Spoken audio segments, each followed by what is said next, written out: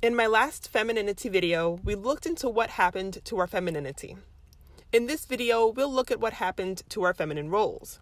For thousands of years, women across different tribes and nations embraced traditional feminine roles. For the most part, we lived gentle lives, contributing to our communities by being talented, loving wives, mothers, and homemakers. That worked for us for thousands of years, so feminine roles are time-tested and approved. So if these roles were so good, what happened? Perhaps it was an unexpected and unintended consequence of the women's rights movement. We as women understandably wanted more rights and freedoms. The women's rights movement was meant to be a good thing, but even good things have consequences.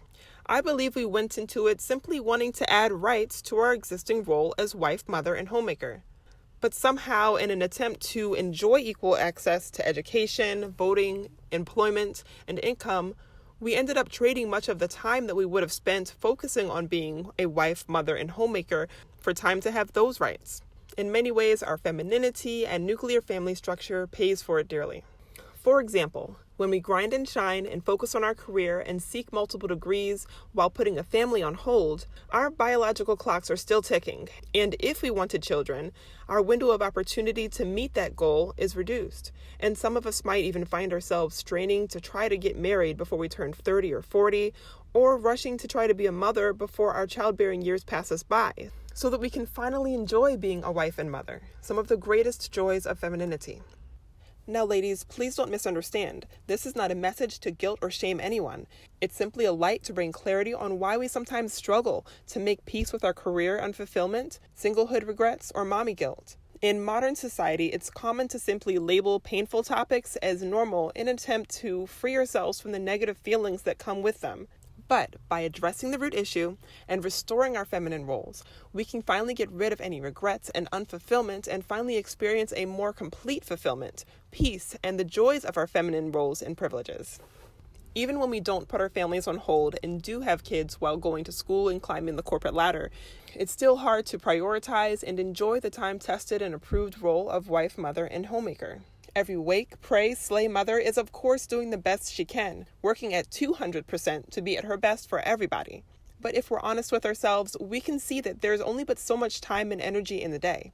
And far too often, what would have traditionally been family and home as the main priority and exploring personal aspirations when we have time in the evenings and weekends quickly flips to become work and self-care as the main priority.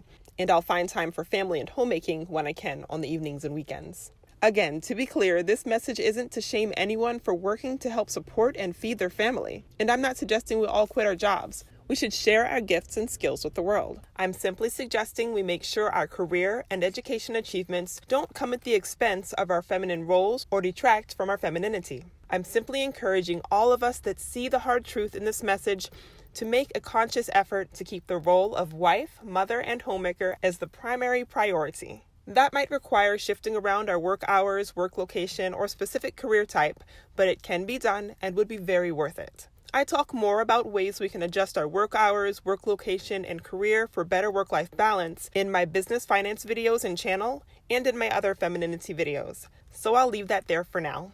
Career women, stay-at-home mamas, young ladies, senior divas, college girls, newlyweds, we were born with femininity so we can always restore and revive our feminine ambiance and essence.